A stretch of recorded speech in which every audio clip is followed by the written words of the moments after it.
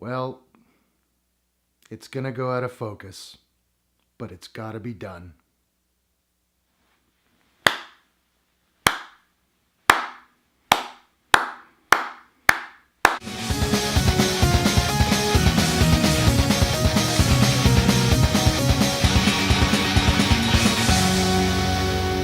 Wonder Woman is directed by Patty Jenkins and is the latest offering from the DC Extended Universe. And spoiler alert, it's awesome.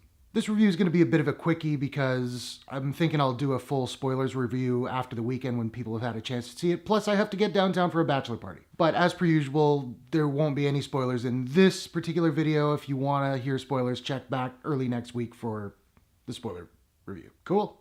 Cool. Before she was Wonder Woman, she was Diana, Princess of the Amazons.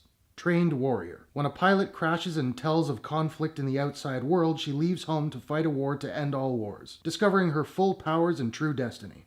I'm going to go a little backwards on this one. I'm going to get the bad out of the way first. Because it's not 100%. There are some problems with this movie, so let's cover those quickly and then we'll get to the good. There is a little bit of hokey dialogue in this movie, and even Gal Gadot, who I think is great in this movie, she is a little bit wooden on a couple of lines. But all in all, the dialogue is really quite solid. There are a few action sequences where we get a fully CGI Diana, and it does not look very good. It really stands out. It doesn't look quite right. There's the uncanny valley thing happening. So that took me out a little bit. And the villain, the big boss fight at the end, it's kind of cookie cutter superhero ending. We don't get a lot of build up for the villain. We understand his intentions, but we don't really get a terribly good sense of who he is. And that's the bad. Patty Jenkins crushed it with this movie. And it's interesting to note that Patty Jenkins does not have a lot of directing credits to her name. She's done one other theatrical film, as far as I can tell, which was Monster, which Charlize Theron won an Oscar for, so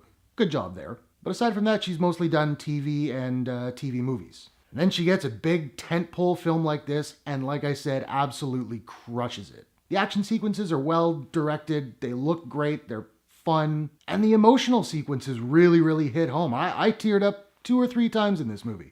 The film is also absolutely beautiful. It's really colorful. It's not washed out the way that Batman vs. Superman was, or even Man of Steel. It does get a little bit darker in the second half when they get to Europe and it's the war, but war is kind of washed out.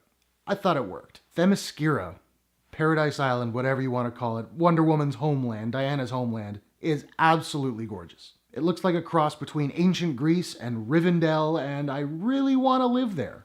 Gal Gadot is amazing in this movie. Like I said, yeah, she's got a couple of lines that are a little bit wooden, but for the most part, she kills it. She's a joy to watch on screen. We really get to see her go from naive and innocent Diana to full Wonder Woman by the end of the movie. And she's everything Wonder Woman should be. She's strong. Again, she's innocent. She's funny. She's graceful. She's loving. She really got the whole sense of the character and absolutely nailed it. Chris Pine was amazing as well. He was very funny. He was very charismatic, and he and Gal Gadot, and this is so important to this movie. This movie wouldn't have worked if they didn't have great chemistry. They have great chemistry. I fell in love with their relationship. It was absolutely beautiful. I also really like that this is very much a standalone film. There are a couple of very small connections to Batman vs. Superman or Justice League, the whole DCEU, but they're very small. This movie is very much its own thing, and I loved that about it.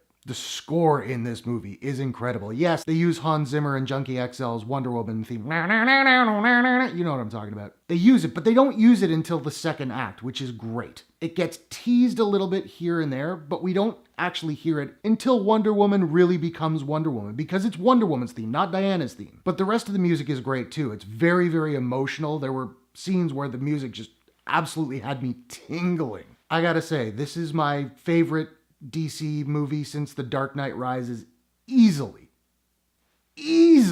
I enjoyed both Suicide Squad and Batman vs. Superman, and I liked Man of Steel. None of them were particularly good movies. This is a particularly good movie. This is a great film. Now, I don't have a proprietary rating system as of yet, so I think I'm going to give Wonder Woman a out of 10.